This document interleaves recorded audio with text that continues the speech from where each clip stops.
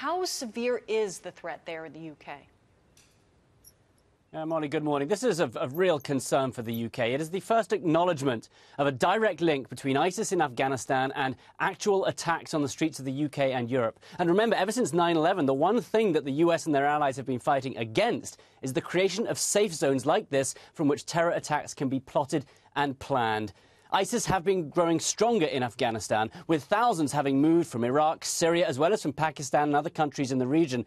And as opposed to the Taliban there, ISIS remain firmly focused on attacks against the West. We're seeing the terrorist groups operating here in Afghanistan, evidence of their links back not just to the United Kingdom but to the whole of continental Europe. It's partly because of this threat that the UK has now sent 400 more soldiers to Afghanistan to assist, both as a support mission but also as training. So what's clear is that despite suffering these setbacks in Iraq and Syria, losing almost all their territory, they are still able to plot against the West, and the great fear now is that another attack like Bataclan, like Manchester, could take place. Molly? And what does it mean for the wider battle in Afghanistan?